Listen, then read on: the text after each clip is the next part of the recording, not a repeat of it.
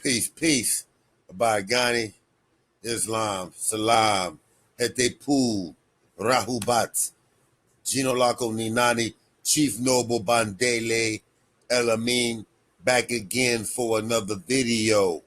Today's video, we're going to dig a little deeper into ancient Semitic deities, ancient Semitic angels. We're going to look at what came pre-Judaic. So we're going to look at also the origins of Judaic religious philosophy. So before we get into any of that, we got a couple things to look at. Check out the website, indigenousservices.webs.com, one-stop shop for indigenous law.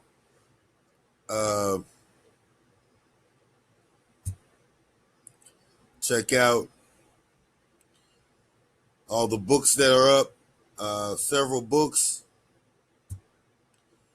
I got several books that are for sale, several books that have been written.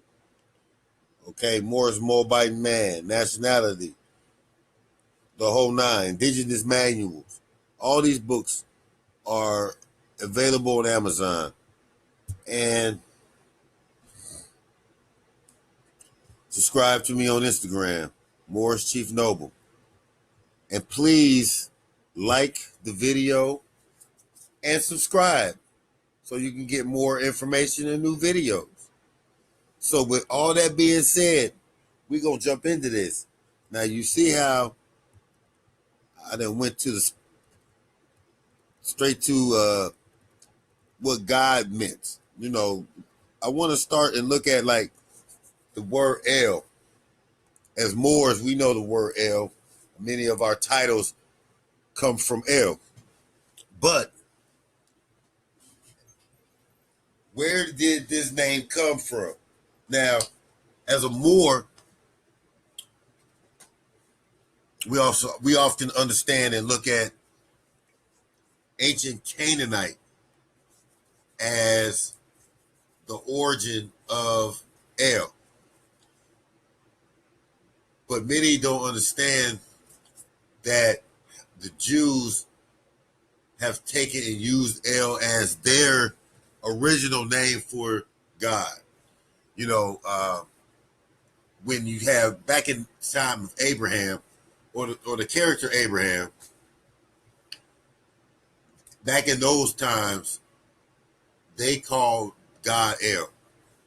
So let's look at the definition. El, Syriac, Abric, Akkadian. It says that it's a northwest.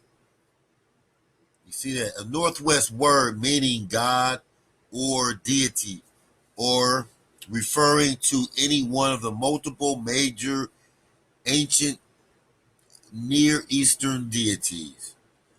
A rarer form, Elah, represents the predicate form in Old Akkadian and Amorite.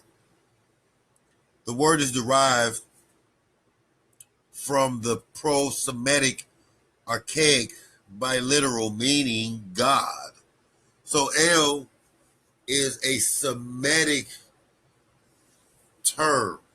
It's not necessarily for Hebrews. Hebrews being among many other Semitic groups, as we know. Okay. Specific deities known as El or Il include the supreme god of the ancient Canaanite religion. Okay. So the ancient Canaanite religion actually looked at El as the supreme god. Okay. Now, you know, it's interesting because the Canaanites are always looked at as negative, according to the Bible. They're always deemed as twisted, evil, all these negative connotations are attributed to Canaan. And there's reason for that, because that's justification for, Jewish conquest in Canaan. But, there was a relationship, a very intimate relationship, if you will, with Canaan and Judea, Canaan and the Israelites. And you can see it with this word here, El.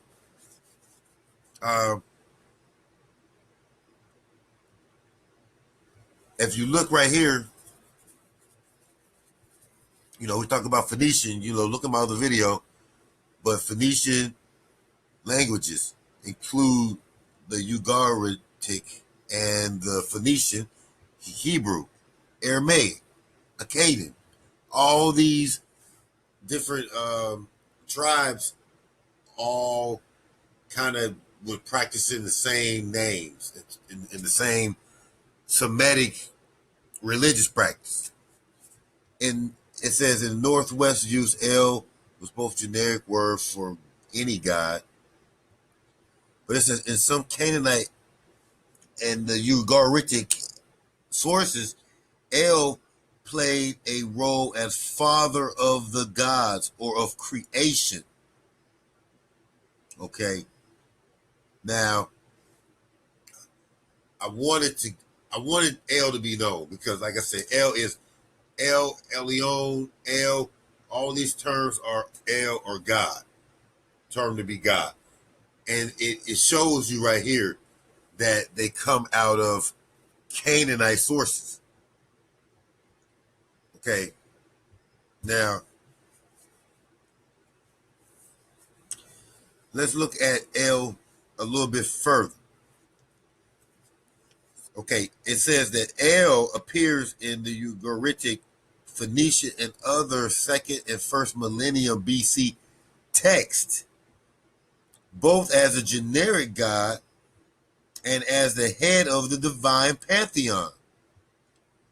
In the Hebrew Bible, El appears very occasionally alone. El, Elohim, Israel, El, the God of Israel. And in Genesis,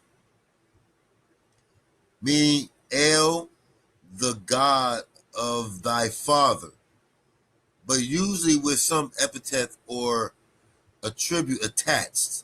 So you have El Elyon, which is what you find. They say that Abraham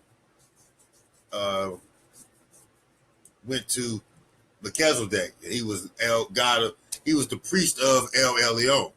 Okay, God Most High, El Shaddai. Okay, everlasting El, living El, El my shepherd. Okay, all these are terms that you hear Hebrew Israelites would have said, and we all thought they was Hebrew Israelite. It says in which, like El, so you see the word El, in which case it can be misunderstood as the generic God. In theophoric names such as Gabriel, strength of God, Michael, who is like God, Raphael, Ariel, Daniel, Israel, Emmanuel, Ishmael. When you look at these names, like Ishmael, Emmanuel, all these names, like all these deities, like these are angels, like Gabriel. Excuse me, like Gabriel. Gabriel is, attributed to being a messenger in Islamic tradition and also Hebrew tradition. These names, but if they were really Hebrew names first, I mean, when you look at Gabriel, all of them end with El. So all of them are giving some kind of attribute, or like they said, its epitaph is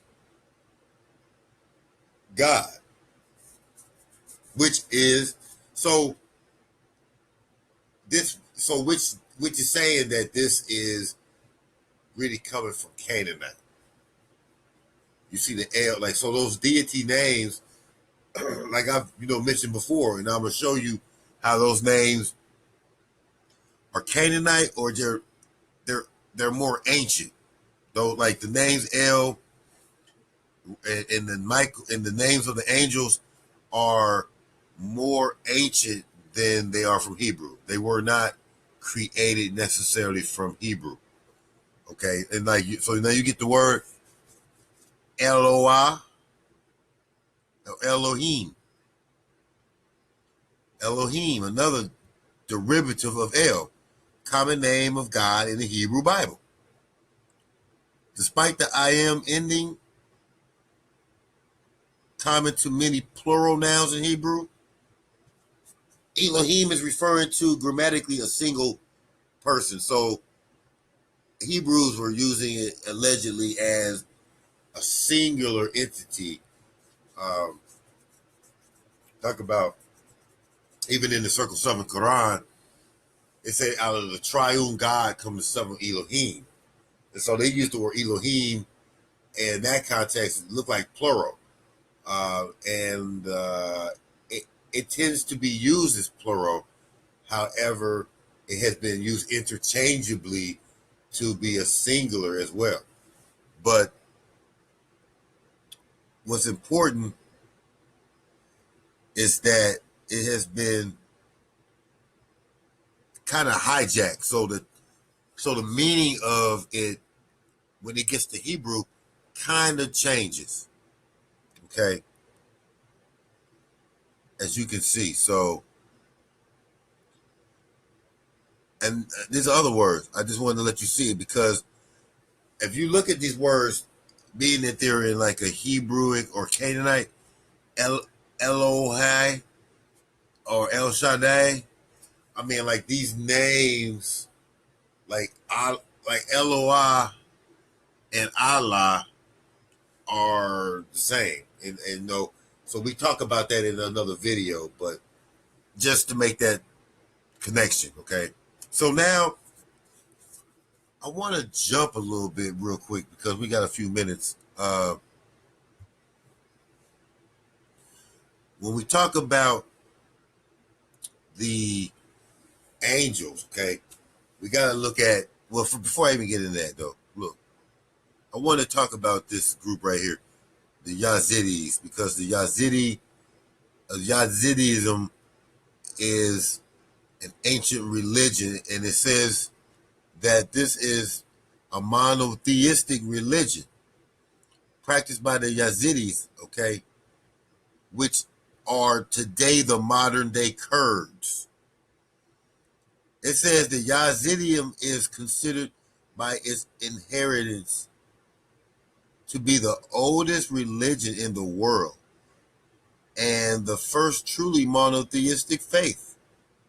It says the Yazidi calendar states that the religion as well as the universe as almost 7,000 years old, which is 5,000 years older than the Gregorian and 1,000 years older than the Jewish calendar. So it's old. Okay. Now that we got an understanding of Yazidis, this is kind of some of their religious talk. And the Yazidis believe that there were 7 angels, okay, emanations of God, which are said to have been created by God from his own light. In context, they are, so to speak, part of God themselves. Another word used is seer. Okay, but look right here, the angels share this essence from the Creator, who is God. The 7 angels, referred to as the 7 mysteries. Look at these names: Israel, Mikael, Savrikel, okay, Azazel. All these names are El, which is El, which are angels, and go back older than Hebrew. So that was pretty much it, man. Enough time